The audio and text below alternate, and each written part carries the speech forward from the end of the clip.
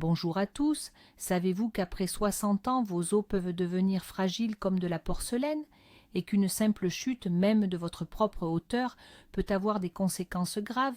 Mais rassurez-vous, dans cette vidéo, nous allons vous présenter 6 méthodes éprouvées pour renforcer vos os et vivre une vie pleine et active pendant de longues années.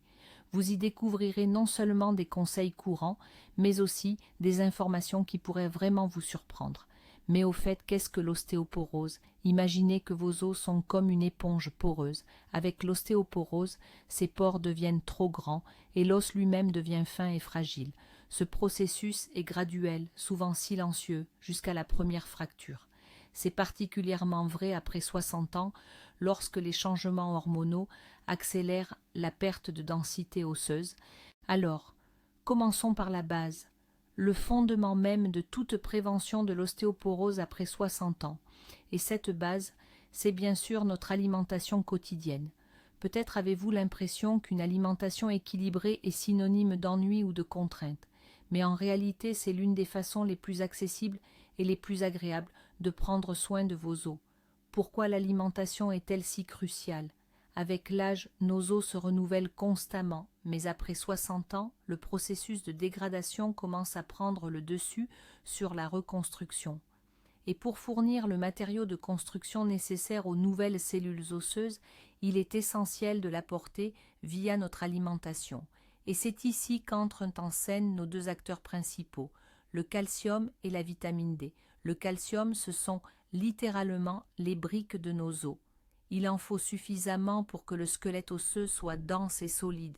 Vous pensez peut-être que le calcium ne se trouve que dans le lait et le fromage blanc? Pas du tout. On en trouve beaucoup dans les légumes verts à feuilles, par exemple dans le brocoli et les épinards, dans les noix, les graines, les sardines avec leurs arêtes, et même dans les produits enrichis, comme le jus d'orange ou les céréales du petit déjeuner. Il suffit de les ajouter à votre alimentation. Quant à la vitamine D, elle joue le rôle du chef de chantier. Elle aide l'organisme à absorber le calcium de l'alimentation. Sans suffisamment de vitamine D, même si vous consommiez une tonne de calcium, une grande partie n'atteindrait tout simplement pas vos os. La principale source de vitamine D est la lumière du soleil, mais après 60 ans, la peau en produit moins bien, et nous passons aussi moins de temps au soleil. Il est donc important de l'obtenir à partir de poissons gras, de jaune d'œuf ou de produits enrichis. Et parfois, sur recommandation médicale, une supplémentation peut être nécessaire. Ne négligez pas cette vitamine, elle est vitale pour la solidité de vos os. Voilà un premier pas savoureux. Nous avons donc parlé de nutrition. Mais il y a un autre super-héros pour nos os, le mouvement. Certains pensent qu'après 60 ans, il faut rester tranquille et se ménager, mais c'est une erreur dangereuse. En réalité, l'activité physique est la deuxième méthode de prévention de l'ostéoporose, tout aussi importante que la première. Imaginez que vos os réagissent à la charge. Lorsque vous bougez, faites du sport ou même simplement marchez, vos os reçoivent un signal. On a besoin de nous, il faut devenir plus fort. Cela stimule la formation de nouveaux tissus osseux. À l'inverse, un mode de vie sédentaire affaiblit les os. Et ne croyez pas qu'il faille viser des performances olympiques. Il s'agit d'activités régulières et modérées. Le type d'exercice le plus simple et le plus efficace est celui dit en charge. Cela ne signifie pas soulever des haltères. C'est toute activité où vous portez le poids de votre corps. La marche nordique, la danse légère, monter les escaliers, tout cela fonctionne très bien. Les exercices de renforcement musculaire sont également utiles, avec de petits poids ou simplement le poids de votre corps. Par exemple, des squats en s'aidant d'une chaise, des pompes contre un mur, se mettre sur la pointe des pieds. Ils renforcent non seulement les muscles, mais aussi les os auxquels ces muscles sont attachés. Important, avant de commencer tout nouveau programme d'exercice, consultez votre médecin, surtout si vous avez déjà reçu un diagnostic d'ostéoporose. Commencez progressivement. Même 15 à 20 minutes de marche rapide par jour apporteront déjà d'énormes bénéfices. Et ce fameux mythe selon lequel on ne devrait pas bouger quand les os sont fragiles, c'est faux. Bien sûr, il faut éviter les mouvements brusques, les chutes et les efforts excessifs. Mais des exercices bien choisis renforcent au contraire les os et améliore l'équilibre, ce qui réduit le risque de chute. Le mouvement, c'est la vie et la solidité de vos os. Comme nous le savons déjà, des os solides nécessitent une bonne alimentation et de l'activité physique. Mais il existe aussi des facteurs qui, au contraire, fragilisent notre squelette de l'intérieur. Ce sont les mauvaises habitudes. Ainsi, la troisième méthode de prévention de l'ostéoporose après 60 ans est l'arrêt définitif du tabac et l'abandon de l'abus d'alcool. Beaucoup de gens savent que ces habitudes sont néfastes pour les poumons, le cœur, le foie. Mais leur impact négatif sur le tissu osseux est souvent sous-estimé. Et c'est une erreur. Par exemple, fumer est un véritable ennemi pour vos os. La nicotine et les autres substances toxiques de la fumée perturbent le renouvellement du tissu osseux et diminuent l'absorption du calcium. Chez les fumeurs, la densité osseuse diminue plus rapidement, augmentant considérablement le risque de fracture par rapport aux non-fumeurs. Plus la durée du tabagisme est longue et la quantité de cigarettes importante, plus les dégâts sont importants. Même le tabagisme passif a des conséquences négatives. L'alcool, lui aussi, n'est pas un allié pour la santé de vos os. Une consommation excessive d'alcool déséquilibre le rapport calcium-vitamine D dans le corps et affecte les hormones régulant la densité osseuse. De plus, l'alcool rime souvent avec une mauvaise alimentation et un risque accru de chute dû à une coordination altérée. Bien sûr, un verre de vin occasionnel ne posera probablement pas de problème majeur. Il est bien question ici de l'abus. Abandonner ces habitudes, même tard dans la vie, peut ralentir la perte de masse osseuse et améliorer votre état de santé général. C'est l'une des actions les plus cruciales que vous puissiez entreprendre pour prévenir l'ostéoporose. Imaginez que vous débarrassez votre chantier osseux des nuisibles. Faites ce choix, vos os vous en remercieront. Bien sûr, nous prenons soin de nos os grâce à une bonne alimentation, nous les renforçons par l'exercice et nous avons abandonné les mauvaises habitudes. Mais même les os les plus robustes ne sont pas à l'abri d'une fracture en cas de mauvaise chute. C'est pourquoi la quatrième mesure, absolument cruciale pour prévenir l'ostéoporose après 60 ans, est la prévention des chutes. Ça semble évident, n'est-ce pas? Pourtant, les chutes sont la cause principale des fractures de la hanche, du poignet et des vertèbres chez les personnes âgées souffrant d'ostéoporose. Ces fractures sont souvent très graves et peuvent entraîner une perte d'autonomie. La bonne nouvelle, c'est que la plupart des chutes peuvent être évitées.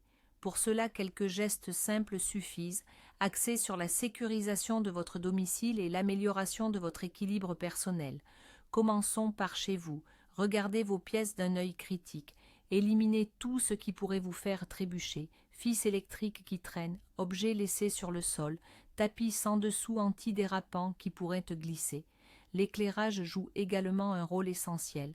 Assurez-vous que toutes les pièces sont bien éclairées, en particulier les escaliers et les couloirs. Installer des veilleuses dans la chambre et la salle de bain peut éviter bien des chutes nocturnes. Dans la salle de bain, pensez à installer des barres d'appui près des toilettes et dans la douche. Utilisez des tapis antidérapants. Ces endroits sont particulièrement à risque. Passons à vous, personnellement. Travaillez activement votre équilibre. Les exercices dont nous avons parlé précédemment sont d'excellents alliés pour cela. Il existe aussi des entraînements spécifiques pour améliorer la coordination. Marcher en ligne droite, se tenir sur une seule jambe, en vous appuyant si besoin, sont des pratiques simples mais très efficaces. Faites contrôler régulièrement votre vue et votre ouïe.